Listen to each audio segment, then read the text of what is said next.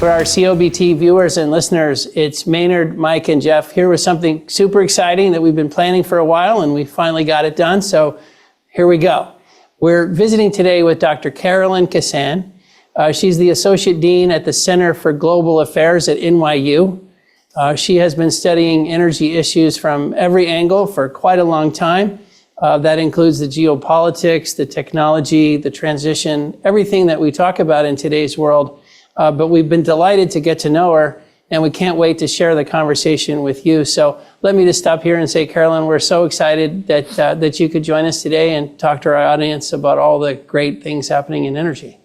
Well, Maynard, thank you so much. It's a pleasure to be here, and I've been a big fan of Veriton and your podcast. So it's I feel very pleased to have the opportunity to be on with you. Well, as they say, we should stop right now, take the endorsement, and just shut down the whole discussion. That's it. But Mike, what would you tell all of us about the screen, the world, anything we need to know going into today? Yeah, I'd say, first off, the Dow's down about 150, 200. And the reason it's down today is ASML, which is sort of a semiconductor manufacturer, orders came a little bit less than expected. And so obviously tech has taken a bit of a pounding today. But look, it's been really, up and away. And so pullback, not a bad thing. So that's what's going on in the equity markets. I'd say as far as crude oil goes, that's sort of the big story here. Crude oil is down probably $5.50, $6 a barrel over the last, day and a half, since last week. And the reason that is because these Washington Post stories apparently about, Israel is not going to, attack, Iranian oil or nuclear facilities. And all I would say to that is that Israel has been pretty quiet about their intentions on a whole heck of a lot of things. How this story would get out there, call me a little bit biased, but here's the issue. The issue is, and we've talked about it for the last month or so, is that, remember, Brent length in the futures market went from a net long position to a net short position. Never ever happened that way before. And so basically what you did is you had people just weighing on crude oil. And then you had these stories about, Iran's, the Israeli strike and stuff of that nature. That basically cleaned out the shorts. You've gone from roughly 12 million barrels, short Brent crude oil to about 165 million barrels long crude oil. So 180 million barrel shift in the last 4 weeks or so. And so we've cleared out all those people that are short. So if you really want to be making a bet on the fundamentals of the market, you're probably stepping into your short guy because the Iranian issues have been cleared out off the decks. And so that's one thing. The third thing I'd say with that, so we hit the supply side, we hit the trading side, but the demand side. OPEC yesterday came out and basically lowered their growth estimates for 2024 and 2025. OPEC is now at around 1.6 million barrels for 2025. IEA came out today and said they lowered their estimates to around 1 million barrels a day. So let's take the average of that and just say it's 1.3 for next year. There's more supply coming on than that. And so markets are going to be oversupplied in early 25. And so I think what people are now looking at is they're less afraid of the Iranian tax situation, really looking at fundamentals on the supply and demand side, and they look tough, okay? And so that's where we are on crude oil right now. And so, we'll see how that plays out over the next couple weeks. But like I said, a lot of the net short length got cleaned out of Brent oil, so the market's probably going to be a little bit less volatile here. The last thing I'd say is, Liberty Energy is going to be reporting results on Wednesday. SLB is going to be reporting results on Friday. And then it really opens the floodgates for oil service companies and mining companies next week. So just be on the lookout. I think most people expect that North American fundamentals are not going to be that good. Pricing is going to be lower. Activity is going to be lower. That's pretty much already ingrained in a lot of these stocks. And SLB will be talking about international markets. And I think most people will be focused on is the international growth component that they've laid out, which is high single digits, low double digits, is that still intact? And so we'll see how that plays out. So that's kind of what we wanted to talk about right now. That's where the markets are for energy and for crude oil and for the overall market. Interesting. Jeff, anything you'd react to or throw in as we jump in with Carolyn? Mike had a lot on the crude volatility. It's, we're in the season of, we're getting an earnings season, we'll go straight into budgeting season, with, geopolitical, issues moving oil around $5, $6, $7 a week. It's never, too straightforward. One of the things I've been, thinking about is just, Wall Street, broadly the consensus, whether it's a structural bear or cyclical bear on oil, most folks are kind of lined up on in the same positioning, and I don't really disagree with the logic. You've got the tepid demand growth that Mike talked about, non-OPEC supply, and then the OPEC barrels that were pulled off the market still sitting there. So logically, I don't disagree with what people are suggesting, but there's just such a tight range on what people are expecting. That's going to be wrong. And so, oil won't be 65 next year. It just, consensus can't be right. It's either going to be worse than that or better than that. So I start, what I just, try to think through is what are the causes of either way. Well, we might have to come back to that because it seems so true. And I'm wondering, well, what's the upside case and what's the downside case? Well, Dr. Kissane, thank you so much for joining. As I mentioned, we've gotten to know you, gotten to know your work, and so much of this world we're living in today, we could go so many directions. But maybe let me just start with the basics. I mentioned you were at NYU. You're doing so much impactful work there at the university. Do you mind just telling our audience a little bit about the energy environment at NYU, the people, the team, the activity, the platform, just so we can I know everybody's going to be curious about that. Well, sure. I appreciate it. Yeah. So, I sit within the Center for Global Affairs where I'm the associate dean. And in 2005, I launched our energy and environmental policy concentration. And, over the years, we have built it out. I think interesting, the remarks about where our oil market is today. In 2005, I designed and I was teaching the geopolitics of oil. Today, that course is the geopolitics of energy, which of course reflects sort of the changing geopolitics, but also the fact that our kind of when we think about energy, it is and geopolitics, it goes beyond just oil. It's also natural gas, of course. It's renewable energy. It's aspects of the supply chain. When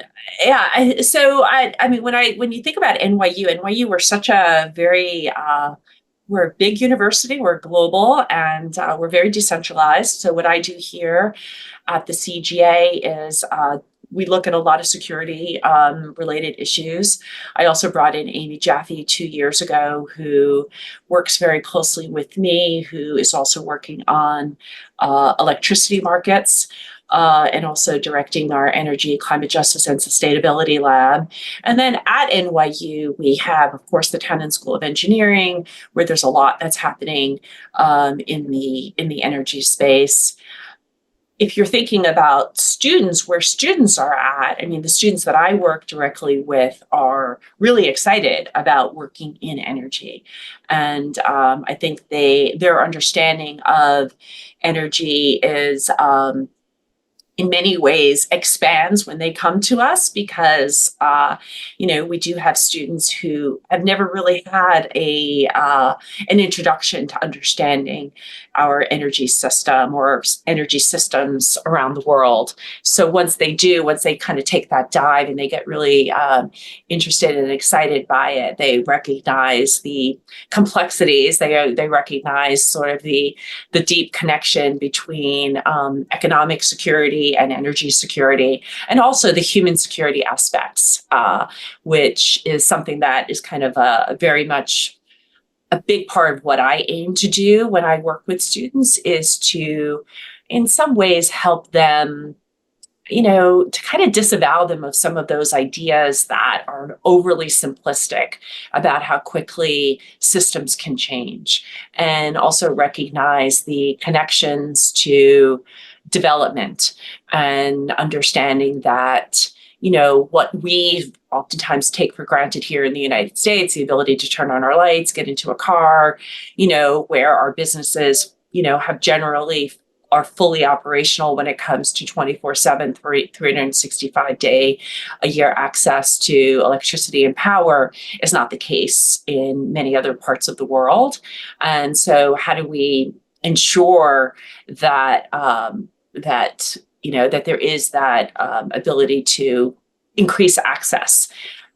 So we talk a lot about the energy transition, or I'm also sort of challenging that transition story in some of the work that I'm doing, and kind of encouraging students to kind of interrogate what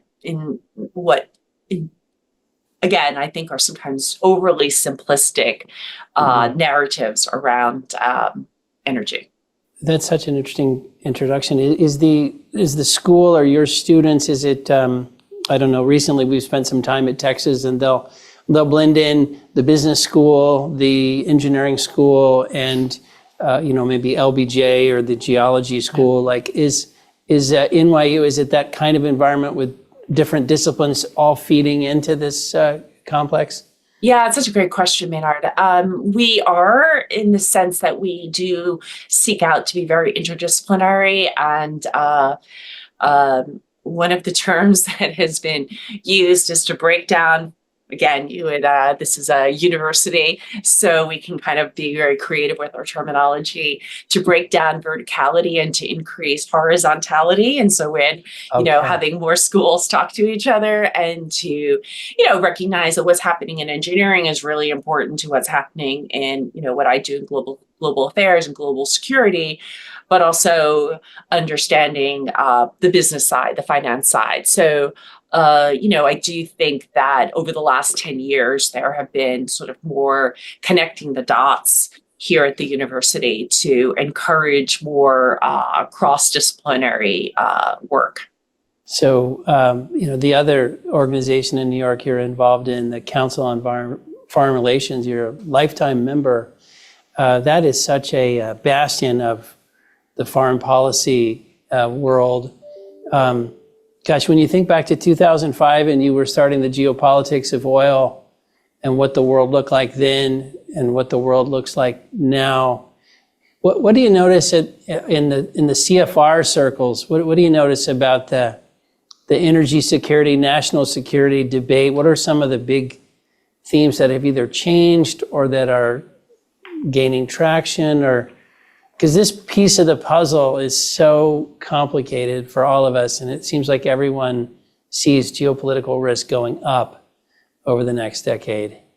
Yeah, and I think, part of that geopolitical risk is associated with like economic statecraft, right? In terms of when we're looking at the more protectionist policies that countries are taking on, or the role of tariffs, the role of sanctions, and how that's sort of playing into supply chains and global trade, right? So I do think that that's something that, the CFR has been talking much more about. Kind of geoeconomics is, kind of an area of focus at CFR.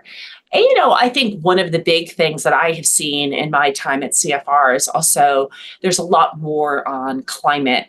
And one of the new pillars of CFR will be on climate, and sort of putting more emphasis on the geopolitics of climate change and its connection to trade and its connection to economics and development.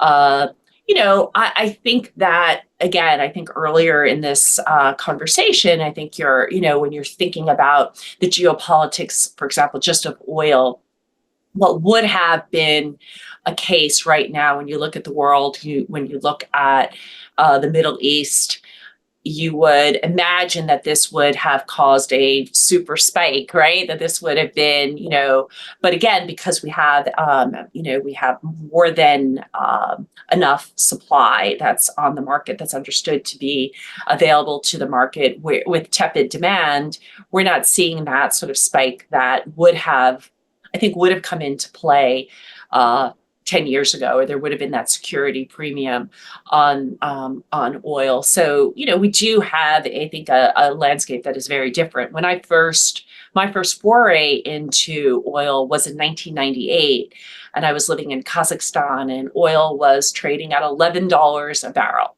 And that was in 1998. And then, all of you and your audience will probably be very familiar with the history thereafter. And after 2001, after 9/11, you had a kind of the geopolitical security premium around oil very much sort of went up.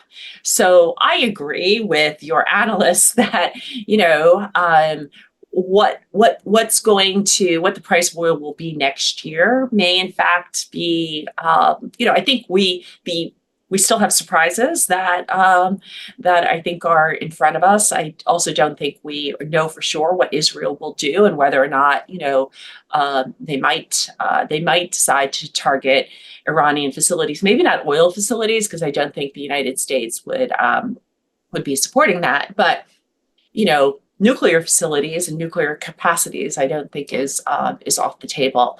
Which, again, all these kinds of things are sort of at play at the Council on Foreign Relations. It's we're living in a very sort of complex environment. So when we are, just 2 weeks ago or 3 weeks ago, at the start of Climate Week here in New York City, I had the opportunity to interview Fatih Birol, who's the head of the IEA.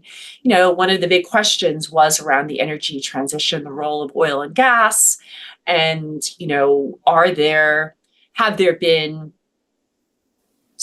things disruptions, whether it be, Russia's invasion of Ukraine in 2022, or when we're looking at a surge in electricity demand, not just here in the United States, but potentially in many different parts of the world that, seek to be, to maintain and to sustain and to also increase economic competitiveness, that I think some things are coming into question around the pace of what is oftentimes referred to as the energy transition, or I talk to my students about energy evolution, modernization that's sort of taking place, but that it's not a simple transition, that we're not yet moving away from.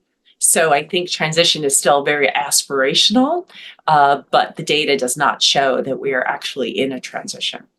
The question, there was so much in there, but one question for you on Russia and sanctions and just, the flow of the geopolitics and the economics. It seems like, tell me if this is wrong, it seems like, we'll have sanctions on Iran or we'll have sanctions on Russia or we do these things, but yet we still kind of let the oil flow. 100%. Like it's really designed at some level. Hey, we want to disrupt and annoy you, but we want to keep the oil flowing. Is that a fair way to characterize some of what we're doing geopolitically? And is that a good thing? Does that keep stability in the world markets while being a little bit annoying, or are we just doing ineffective kind of sanctions and things? Well, starting out at the end, how you ended that question, I would say that if you're only looking at what the outcome is, that many of the sanctions are ultimately ineffective because you don't see Russia's oil exports having really radically decreased from where they stood in January of 2022 versus today, mid-October 2024. Russia is still selling 9+ million barrels, basically producing and exporting, many millions of barrels a day. That's helping to fund its, military operations, which are also set to increase. Military expenditures are set to increase quite significantly over 2024. And part of that is coming from the sale of its natural resources. The Financial Times did a great piece on the shadow fleet, right? How Russia was able to, buy old tankers and find ways to kind of get around the sanctions. And, I remember early after Russia's invasion, we probably all remember the story of, Malaysian barrels coming on the market where, Malaysia doesn't produce the 1.5 million barrels that were suddenly on the market, but they were, ultimately they were Russian barrels that were being sold under kind of the Malaysian category. So I think that, I think countries have become very good at getting around sanctions. and there are enough outlier countries that are willing to work with sanctioned countries because they oftentimes will offer a discount, as we, have seen in the case of Russia, and you have, China and India. And the United States is not going to really push back on India buying Russian oil. And you can kind of also understand India's position. Its own economic national security is, also tied to how much they have to pay for imported energy. So, taking cheaper barrels has some, they can kind of justify it from their own sort of position. So, yeah, I think that the sanctions it's very hard to do very effective sanctions because I think countries have become very adept. And it's a great book. I'm sure many of your listeners have read the book, The World for Sale, by Javier Milei and Jack Farkey, who both are journalists for Bloomberg, and they look at, kind of the commodity markets. And, shortly after, sanctions were getting put on Russia, Russia was setting up, trading desks in Dubai. They were, moving from, European offices to places where they could kind of operate more freely outside of the sanctions regime. So, I think we see that with Iran as well. I think Venezuela is different because you've just had such a kind of self-imposed battering of its oil industry that even if they wanted to get around sanctions, they still don't have a lot of oil to put on the market. In the old world, I'm not even sure when that was, but not too long ago, if there were unfair trade practices or people sort of behaving, inappropriately, we had the World Trade Organization, we had sort of institutions that seemed to keep the world, playing by the rules. But now it seems like the World Trade Organization, you don't hear about it anymore. People don't say, I'm bringing up a case with them. No one even seems to protest anymore. It just seems like trade is becoming a bit of a free-for-all, including sort of maybe inappropriate trade. Is that the right impression of it? Are we kind of in a trade war already with China like this? The sanctions and how some of those dynamics you mentioned, it just seems like it's part of a broader picture of less management going on of the world economy, more rule breaking. And it seems to be the trend would be continued rule breaking. Like, when does the rule breaking stop in all of this?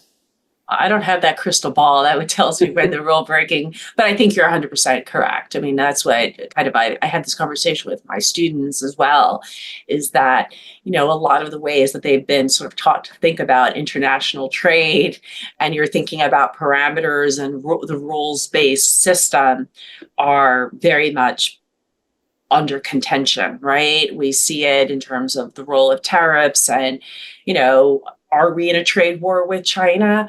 We are definitely sort of in contention with China over our markets, right? And so there's definitely a tit for tat that is at play, and it's not just with the United States, but it's also, of course, with Europe. And I think other countries will play on that, right? Will sort of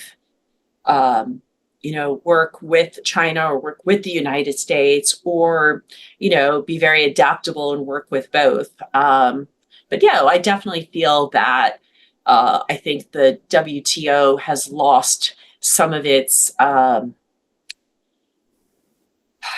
the shine of the stability that it was historically thought to bring to international global trade, and what it meant to be a member, to be part of the WTO, and adherence to a rules-based system is, as I think, as you eloquently pointed out, is definitely under fire. Well, I don't know about the eloquent part. You're being too nice. But remember, it was such a big deal when China joined the WTO. It was like, wow, the world, and it just feels like such a different world. Mike, you jump in here. Yeah, Carolyn, thanks for joining us today. It's really interesting. I think about a podcast we had, I don't know, a couple of years ago with Steve Koonin, right? I mean, and we had that podcast, and some of his students were on there. And it was really interesting, the mindsets of the students back then. And I think it was 2 or 3 years ago. And it seemed like this, this energy trilemma of, sort of sustainability, affordability, and reliability, that your students were really focused on the sustainability angle, right? And here we sit today, right? And it feels almost like, with all these tech companies now investing in, wanting to be in nuclear deals, stuff of that nature, that the reliability now has become the number one issue, and sustainability might be number 2 or number 3. I don't know what it is. Maybe kind of talk about your experience of where your students were, say, 3 or 4 years ago, where they are today from that standpoint, and where do you think they're going to be 3 or 4 years from now? Such a great question. Thank you for it. I know Steve too. I've been a guest lecturer in his class. It's interesting. I think we, to kind of Maynard's first question about NYU, I think at least I have seen students who had come into the program really thinking like renewable energy only, that's the space that they want to work in. And then once they get here and they have a broader, I think a more realistic picture of the energy and our energy systems, they become much more open to where they're actually going to work. So I have a lot of students who are in Texas, who are working in the LNG space, who work also in the oil and gas space, who work, really across the sort of the widening sort of portfolio that is energy, right? I think today you have, the opportunities as to where students can go. We're also putting more students into utilities, which again, I find, to your earlier point about what we're seeing, coming out of the, demand being driven by data centers, right? And it's not just AI. AI is one part of that picture, but it's, the increasing pressure around electrification, right? If we're talking about EVs, if we're talking about, AIs and all the functionalities that are expected to happen, and what I think that the utility space is a really interesting one. I think the idea that we can,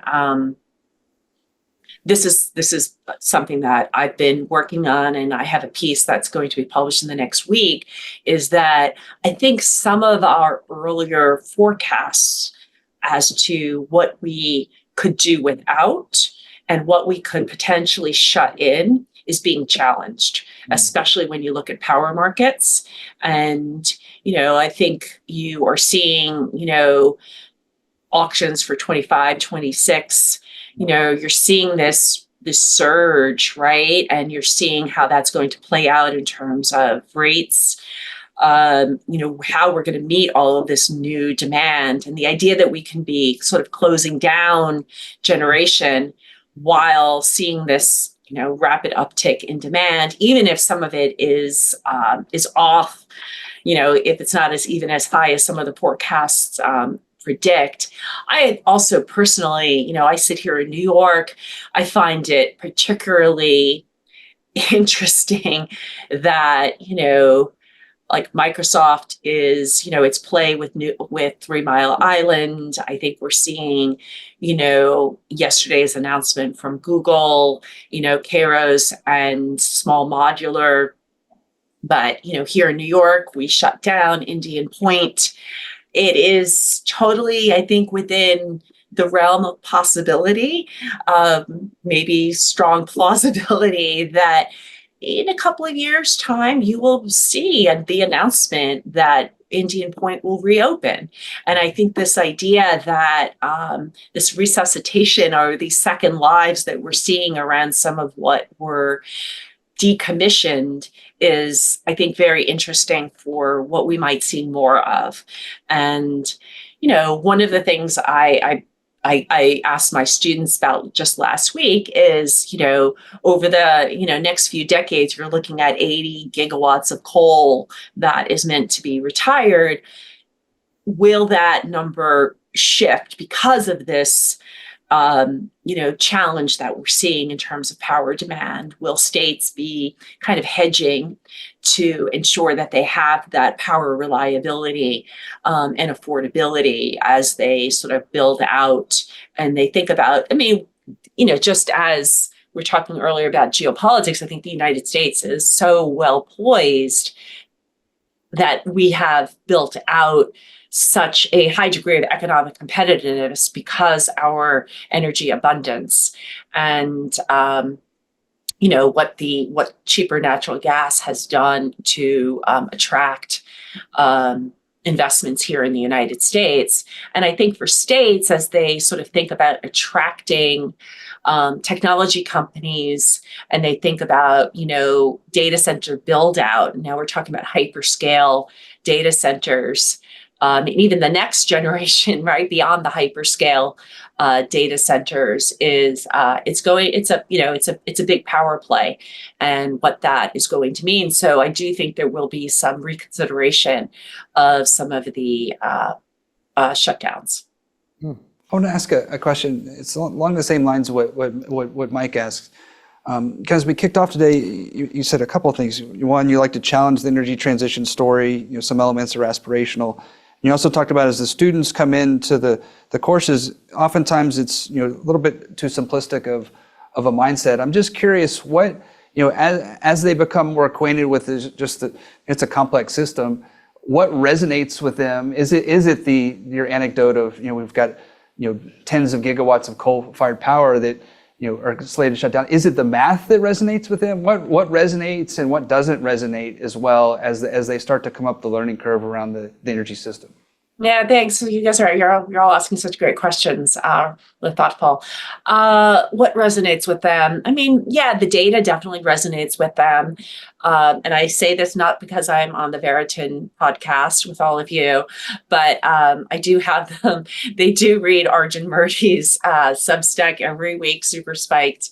It's part of my syllabus because I do think it's important that we sort of see outside of sort of the developed world story, right? And understand sort of what's happening more globally. And, we're a global affairs program, so they're globally oriented and they care.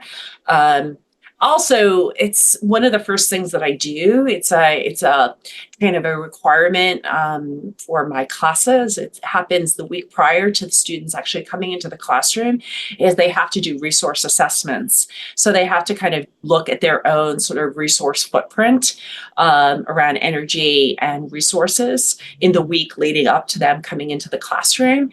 And again, it's for many of them, it's like that aha that they like, oh, I had no idea. Like many of them don't know that, that natural gas is helping to support their, depending on where they are, it's natural gas. Even here in New York, we have a moratorium on fracking, but we buy natural gas from Pennsylvania. So once students start doing that, connecting the dots and seeing, they don't it's part of it is like, you don't get it in high school. You don't get it in undergrad. It's not, unless you're specifically studying energy. A lot of young people, and not even just younger people, many people I have conversations with are very naive around understanding the complexities of energy. So for me, what resonates with my students is actually just exposing them and giving that opportunity for them to learn. And as they learn, they're like, oh, now I understand. Now I get this. This is not as easy as I thought it was going to be. Or, you can get to Z, but before you get to Z, there's everything that has to happen, in between. And a lot of those things are political.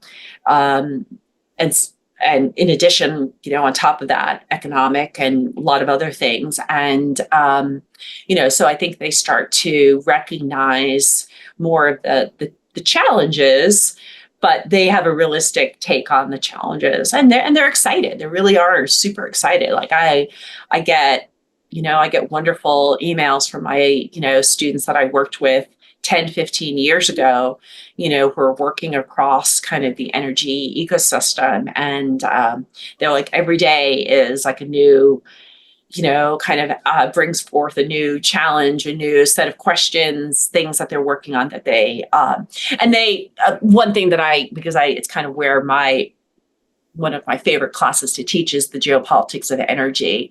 And I think that students using that geopolitical lens is, I think, helps them a lot. So things that are,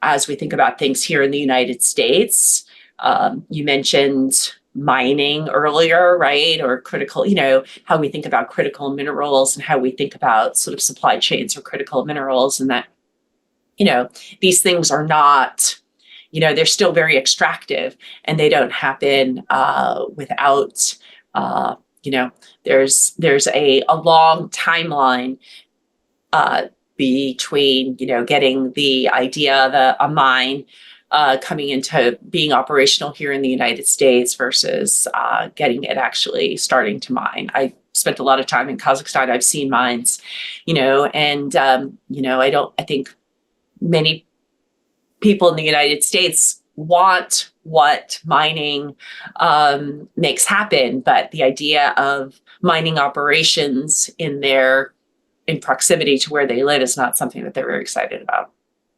It's a terrible analogy, but I feel like most of us like a good Chick-fil-A sandwich, but we wouldn't want to see how the chicken was made. I mean, that is... So we got to ask you about your Kazakhstan experience. Kazakhstan in 1998, I mean, that must have been quite an adventure. What was that like? What was it like? It was an adventure, Maynard. It was a big adventure. No, it was great. I was, other than the fact that many people thought I was a spy for the CIA, I was, but I was there on an area language studies fellowship. And then it was a national security graduate enhancement fellowship that was offered through the State Department to send graduate students like myself at the time to study understudied regions of the world and understudied languages. So for, again, to enhance U.S. national security, so you could have people potentially in the government who would have, on the ground experience.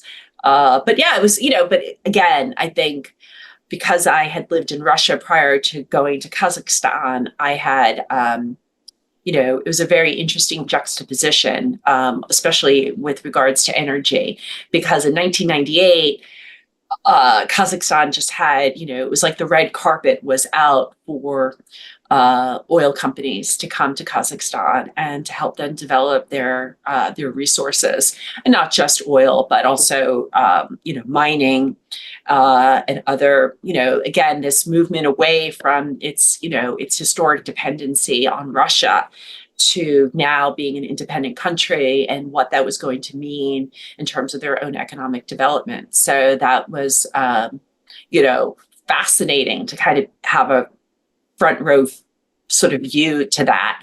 Also very interesting, again, the juxtaposition to Russia. Russia privatized, but did so domestically. And, that's where you got the Yukoses, that's where you got, Rosneft and things like that. It was only later that they started to kind of open up to IOCs, whereas, Kazakhstan very much started its initial, play, independent oil and gas play with the international majors.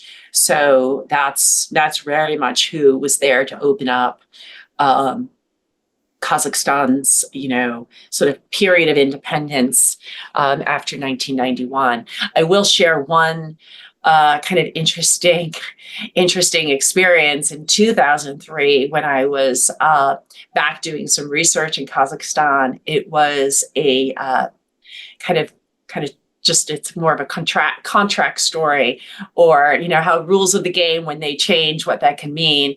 So it was in November 2003, and the government now becoming, feeling a little bit more confident and feeling much more well-versed and experienced in its own management of resources, and seeing the economics also of, again, it's not 1998 when oil is $11 a barrel.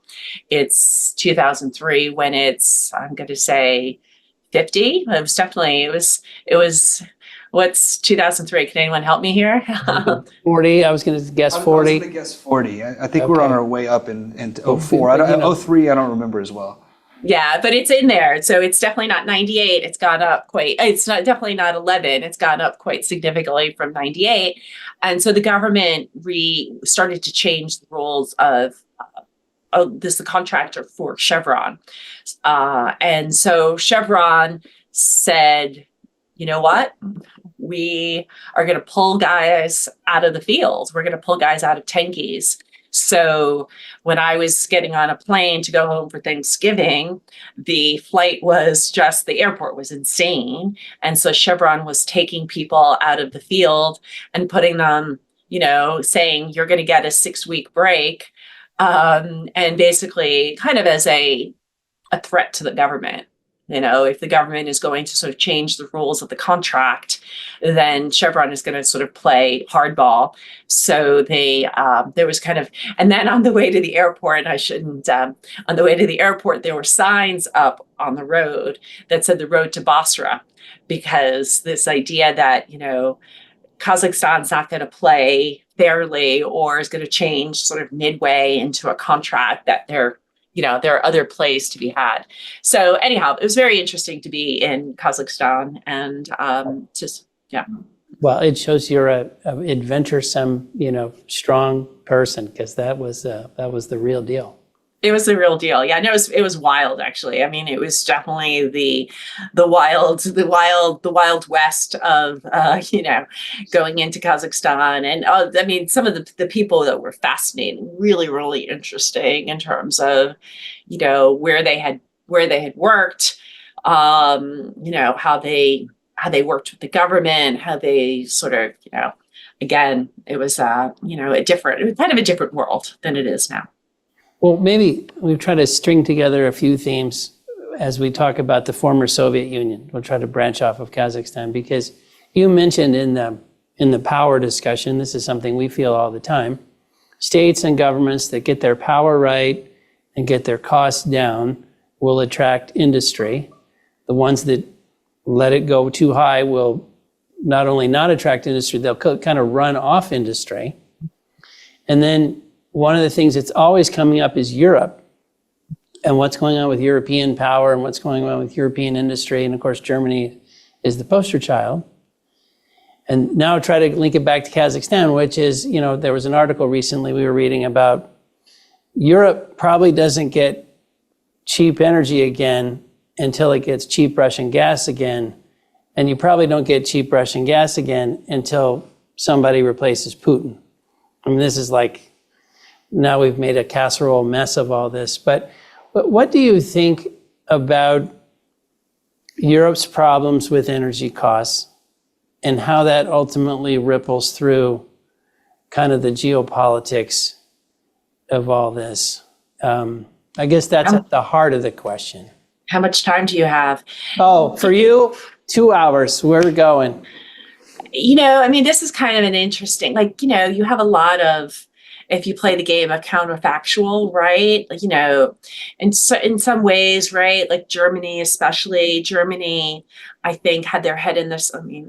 Forgive me for any people in the audience, right? But a little bit of, it was hubris, or it was overconfidence, right? In terms of their the idea that they could, have this, kind of the trading relationship that it had with Russia. And again, I understand Merkel's, rationalization to that. If you have this strong connection, this economic connection, this sort of, these ties through the pipelines, that it's going to keep sort of Russia playing by kind of the rules of the game.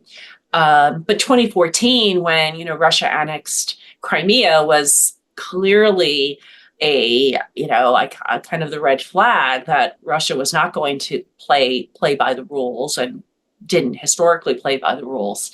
But Germany. Has Russia ever played by the rules? That's what I'm saying. Honestly. No, I agree. So I'm kind of catching myself as well. But Germany didn't, they didn't really move away. They continued with, again, which I would say economically completely irrational, with the closure of their nuclear power plants. Like, this made no economic sense. If they could redo that, would they do it knowing what they know now? Some people say yes, because the public opposition, although, I think public perception can change under conditions of deep energy insecurity and economic insecurity.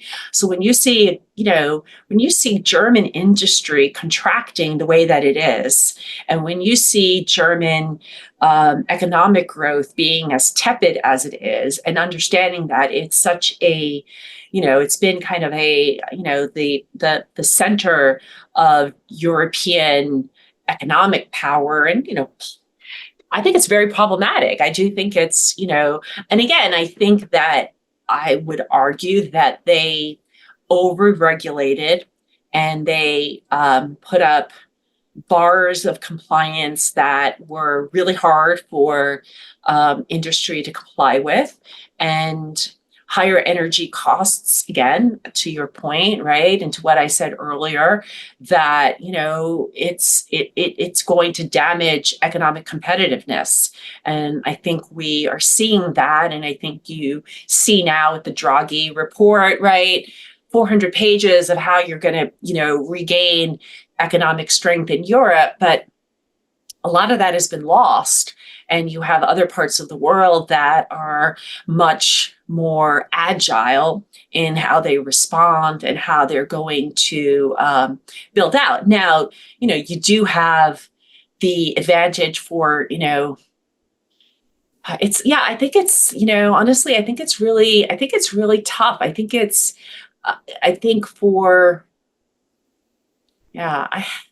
I don't know, you caught me here, because I have a lot of thoughts on it, but it's, we've seen, I think when you look at climate policies, Europe has oftentimes been viewed as the lighthouse, right? It's kind of been the kind of the North Star for climate legislation and the EU taxonomy, and, what's green and what's not. But even that was, I think, super interesting in early 2022, even before Russia's invasion of Ukraine, that, there had to be a kind of a compromise that natural gas would be green and nuclear would be green, because you had France and Germany both kind of contending for their interests.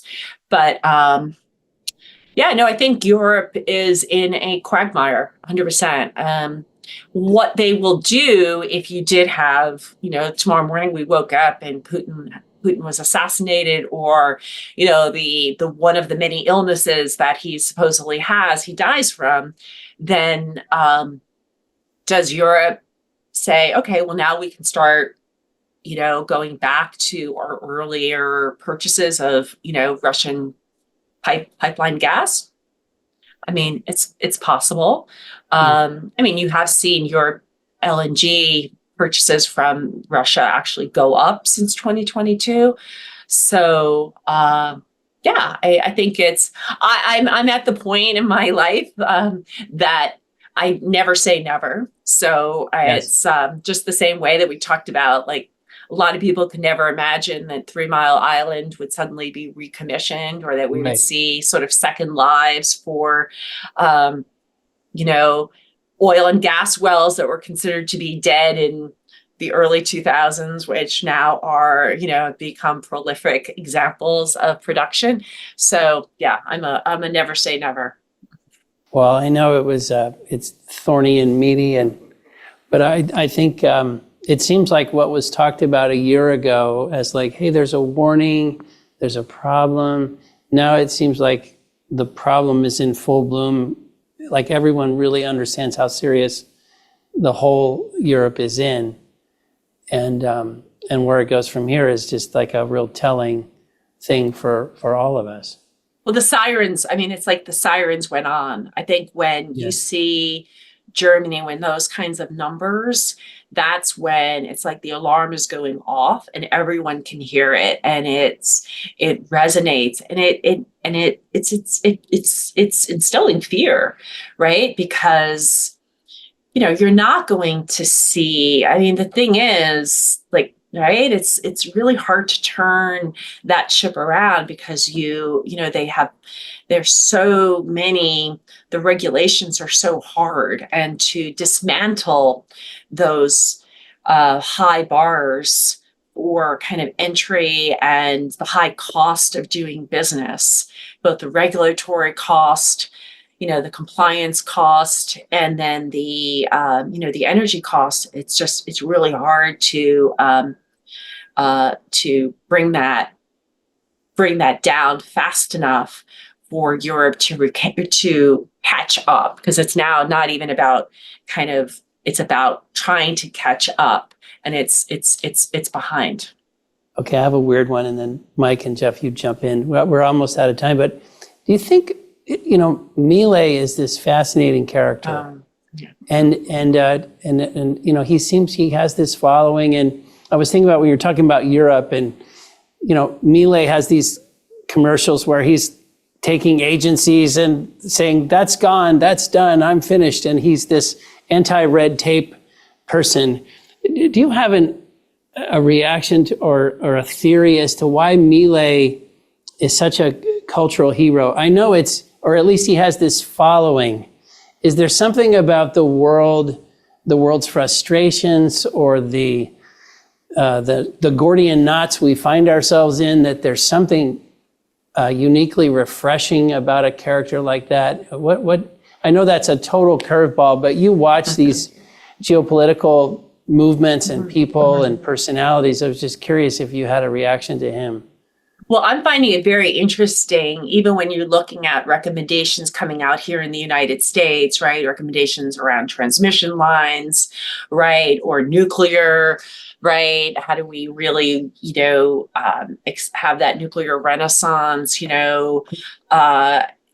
and a lot of people are calling for the reduction of red tape, right? That we're going to need to expedite, right? So how do you expedite? You're going to have to make sort of changes in what have become historically long and cumbersome timelines, right? And which is going to mean that, some agencies that had been empowered to disempower in some cases, right? Or to kind of increase the amount of time. And again, I want to be mindful that I'm not suggesting that, environmental regulations be eliminated.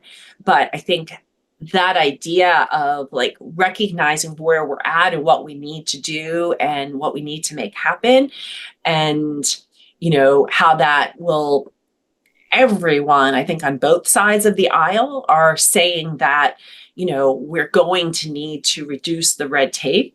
So to Milei's kind of as a character, bringing this to the forefront in a country that has historically been kind of in some ways weighed down by a lot of bureaucracy and a lot of, I guess you could even shackled, right?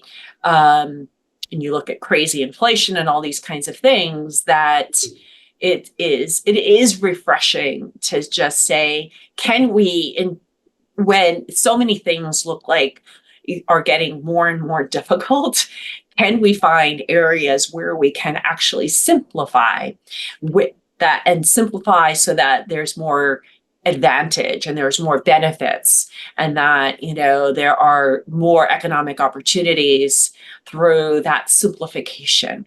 So I don't think it is a story that's only limited to Argentina. I think we're seeing it here when we, again, talk about power and the surge in power demand. How are we going to meet that demand? We're going to need to reduce some of the red tape because we don't want to burden consumers with the those costs that oftentimes come with the sort of more bureaucratic practices that have been put into place. I just want to kind of go back, Carolyn, to an article you put out a couple months ago, and it was basically titled "Trump Loves Oil." You know, Harris is green, and energy policy shouldn't be all or nothing. And I guess it kind of piggybacks on one of the answers you just gave. Is you saw the Chevron deference case early in the year. It seems like a lot of power is going to be pulled away from these three-letter agencies in Congress, or the courts are going to have to basically start dictating.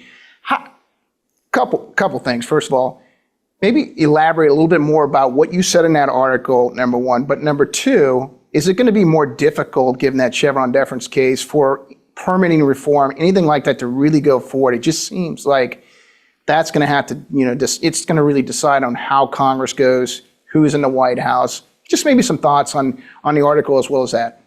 Yeah, thank you, Mike. That's, so I wrote the piece because, because they seem to be sort of sit in two very separate corners, right? That,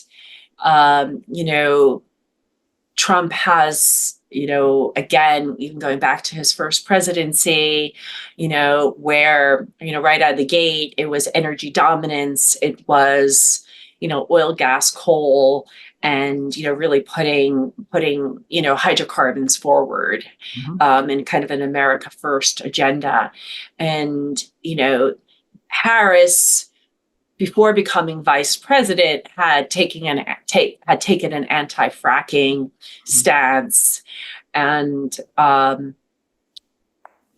had as Attorney General, right, had cases against oil in California, and sort of recognizing, though, also where the Biden presidency has landed with regards to energy, record oil and natural gas production, and the IRA and the infrastructure bill, like all these kinds of things, where we really are kind of more of an all of the above rather than a, I guess the idea was, I don't think we're in a position where we can be exclusionary.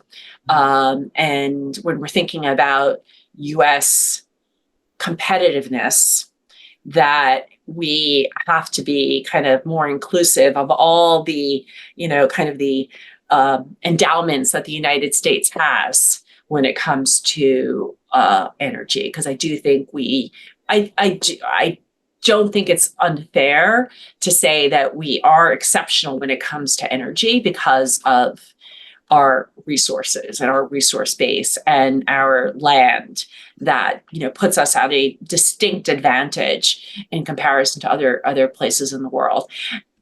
And, it's interesting. I wrote the piece, and then just, right during the beginning of Climate Week, John Podesta, who is, the kind of the U.S. climate envoy, came out, which was very interesting, who was like, the United States can be a climate leader, and we can, have the IRA, and we can have these, and we can be moving forward, and we have record, and, we are U.S.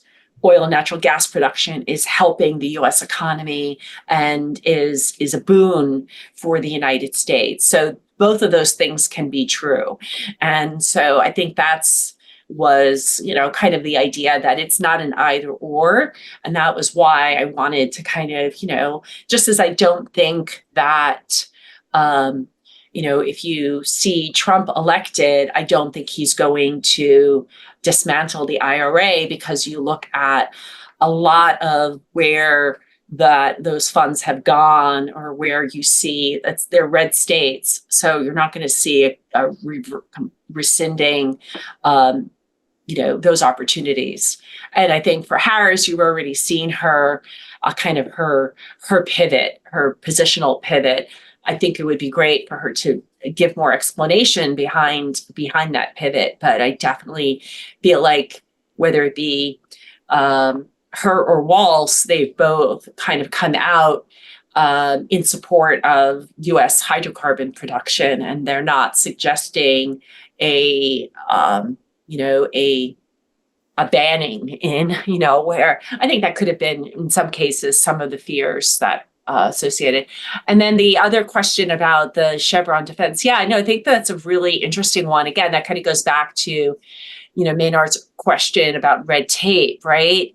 Are we going to see, again, you're going to get back to this economic competitiveness, like, right? We need permitting reform. It just has to happen. And if we're not going to get it, you're going to see So I think there's going to be a real push on the part of states to say, we need this reform. We need it to happen now. We can't wait 5 years for it to happen. And we can't let it get so politicized that we are, basically in kind of we're in quicksand and where we're not able to rise above it. So I guess I hope that kind of economic rationality wins out, and that, we can get the reforms that we need, and we can get the build out that we need. I think that's always an interesting conundrum in the United States, is that, we have been so innovation centric throughout, I think, our history, and tremendous ingenuity across so many different areas. And we're in a place right now where the idea of building things has become very problematic. And I think we need to kind of understand that, as we kind of think about modernization, we're going to need to build more. And infrastructure is, we're seeing across every different kind of critical infrastructure, from energy to water infrastructure, that we need to repair and we need to build more. So I'm hoping that we're going to see, if it sits with the courts, that the courts can be prudent in recognizing the reforms that need to happen. Yes, I know we're getting to the end of time, but the last question I had was just, one of the core tenets for our business is we try to hold ourselves to have a view of what energy looks like a decade from now. You made it's kind of tying together, Maynard and Mike's last question, where, Europe has been this, I think you used the phrase, kind of climate policy lighthouse, yet, economic prosperity is core to us being able to fund any sort of change or transition. 10 years from now, is Europe still the environmental policy lighthouse? If not, who is the leader? I'm sure the U.S. has a shot, but you would question some of our leadership, in terms of what's front and center us. If it's not the U.S., who is it? Who is leading the climate policy discussion a decade from now? Again, I think with the rational side of it and the pragmatic side, which, again, something that I really try to, that's the piece that I wrote was also kind of into kind of assert pragmatism here, is that the United States can be, because I don't think, my position is that, and again, that's why I said this, I'm not just saying because I'm on the show with you all, but that's why I appreciate Veriton's work, because I do think it's kind of like a recognition that we're not going to choose favorites, and we have to sort of recognize that, the world and prosperity that requires energy and is going to require more of it, not less of it. And so how we meet energy demands is going to require,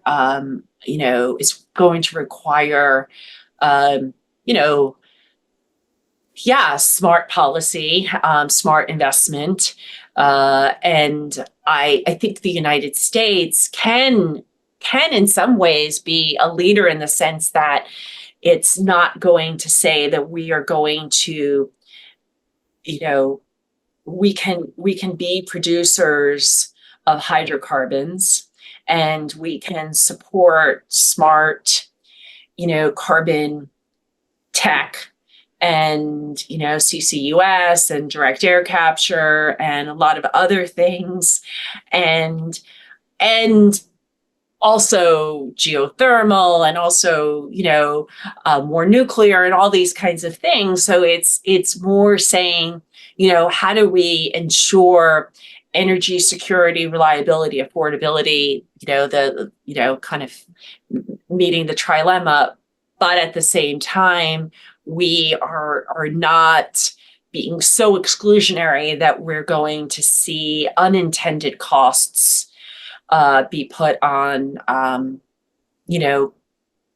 the Americans, because we generally become very we're very sensitive to energy costs in the United States. So I do believe that, when I look around the world, again, I think you can find countries that are, you could say Denmark is a climate leader, right? But they're a country of like 5 million people. So, when you look at a country such as the United States with, almost 350 million people, and meeting the needs and seeing continued economic growth, which the United States continues to see, while reducing emissions from our energy production, I think that does, in many ways, gives us the opportunity to lead, right? So that's wonderful. Well, we should end there. That was a great, well, thank you. great last thought. Well, Dr. Kissane, thank you so much. We really, no, you all asked such great questions. Thank we you. have so much fun, and we